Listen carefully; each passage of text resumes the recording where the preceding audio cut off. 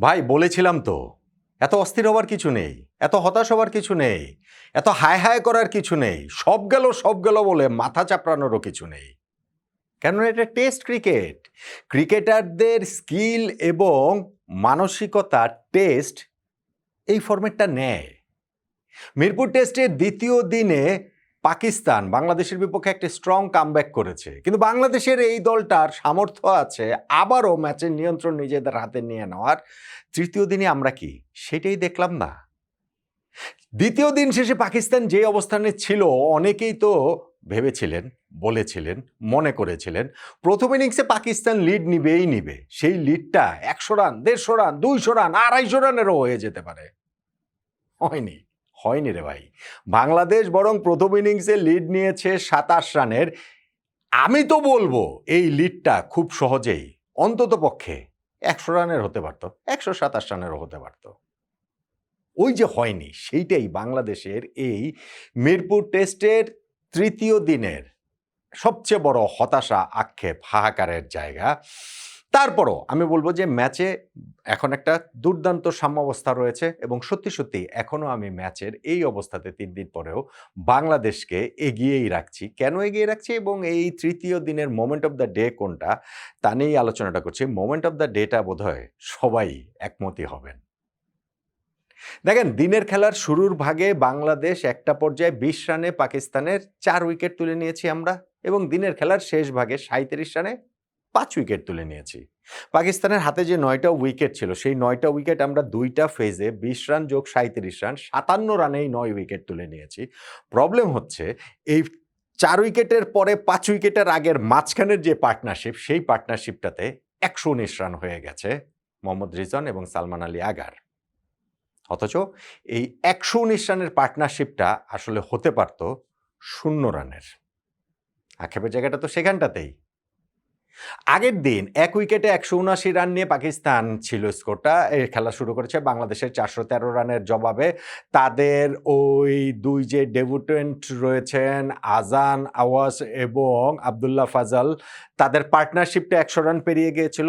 আজান তার ডেবু টেস্টেই সেঞ্চুরিটা পেয়ে গিয়েছিলেন এবং তারপরেই ম্যাচের ওই অংশটাতে বাংলাদেশের প্রথম দফায় কামব্যাকটা, এবং সেইটাও কি প্রবলভাবে। তাসকিন আহমেদ এবং মেহেদী হাসান মিরাজ দুইজনই জোড়ায় জোড়ায় উইকেট শিকার করেছেন। তাদের 2 দুগুণে 4টা উইকেটে, 1 উইকেটে 210 রানের পাকিস্তান মুহূর্তেই 5 উইকেটে 230 রানে পরিণত হয়। প্রথমে আজানকে আউট করে ব্রেক থ্রুটা এনে দেন তাসকিন আহমেদ। এর পরপরই তিনি শান মাসুদের উইকেটটাও তুলে নেন। মেহেদী হাসান মিরাজ তারপর সৌদ শাকিল আর অন্য যে সেট ব্যাটসম্যান আবদুল্লাহ ফজল, এই দুজনকে আউট করলে ম্যাচে বাংলাদেশ প্রবলভাবেই কামব্যাক করে। যেটা বললাম, 1 উইকেটে 210 রান থেকে পাকিস্তানের 5 উইকেটে 230 রানে তারা পরিণত হয়, যেটা আসলে 6 উইকেটে 230 রানে হওয়ার কথা ছিল।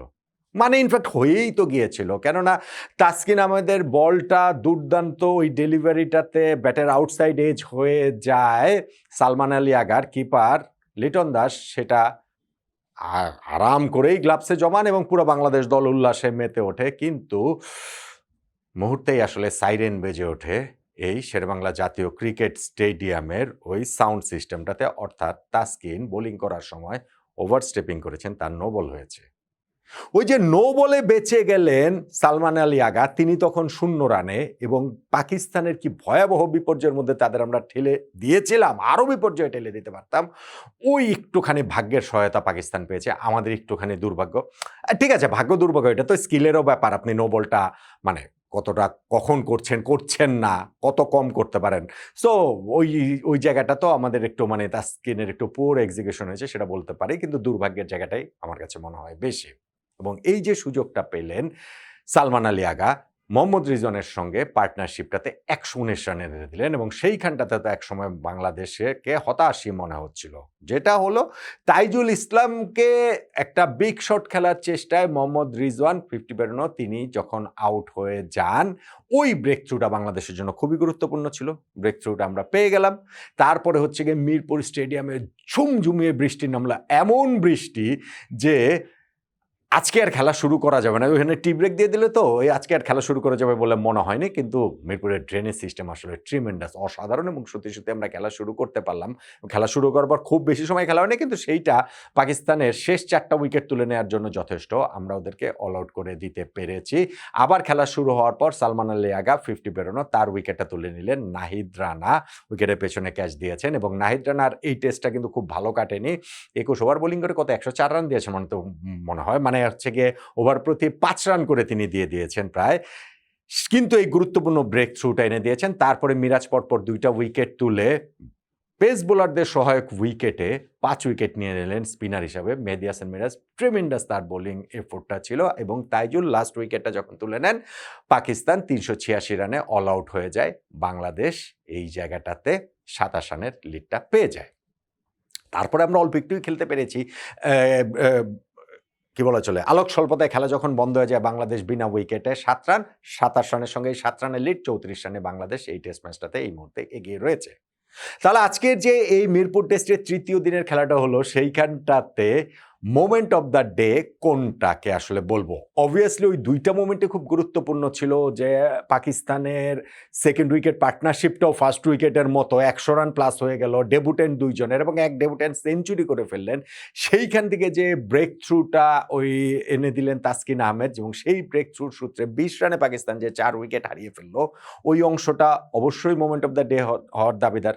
মোমেন্ট অফ দ্য ডে হওয়ার দাবিদার একই রকমভাবে তাইজুল যে এই 119 রানে যে পার্টনারশিপটা হলো, সেই পার্টনারশিপটা ব্রেক করলেন রিজওয়ানকে আউট করে, এবং তারপরে আমরা যে 37 রানে সেই সূত্র ধরে শেষ 5টা উইকেট পাকিস্তানে তুলে নিলাম, সেটাও। কিন্তু আসলে যেটা বলছিলাম, মোমেন্ট অফ দ্য ডেতে সবাই একমত হবেন, সেটা তাসকিন আহমেদের ওই নো বলটা। তাসকিন আহমেদের নো বলে আউট হয়েও যে বেঁচে গেলেন সালমান আলী আগা, সেইটা, ওইটা যদি বাংলাদেশ উইকেটটা নিয়ে নিতে পারতো, মানে তাসকিনের পাটা যদি আর একটু ক্রিজের ভেতরেই যদি থাকতো না, বাংলাদেশ এই প্রথম ইনিংসে 27 রান না, আমার মনে হয় 100 রান, এমনকি 127 রানের লিড পাওয়াটাও বাংলাদেশের পক্ষে সম্ভব ছিল, খুবই সম্ভব ছিল। তাসকিনের ওই নো বলের, দুর্ভাগ্যজনক নো বলে যে পাকিস্তানের সালমান আলী আগা বেঁচে গিয়ে রিজওয়ানের সঙ্গে একটা 119 রানে পার্টনারশিপ করলেন, পাকিস্তানকে আবার ম্যাচে মোটামুটি একটা সমতায় নিয়ে আসলেন। ওই জায়গাটাই তাই বাংলাদেশের এই থার্ড ডেতে এই ট্রিমেন্ডাস যে বোলিং এফোর্ট, সেইটার পাশাপাশি ওই যে একটুখানি আফসোস মিস, ওইটাকে আমার কাছে মোমেন্ট অফ দ্য ডে বলে মনে হচ্ছে। আমি শিওর যে আপনি এটার সঙ্গে একমতই হবেন।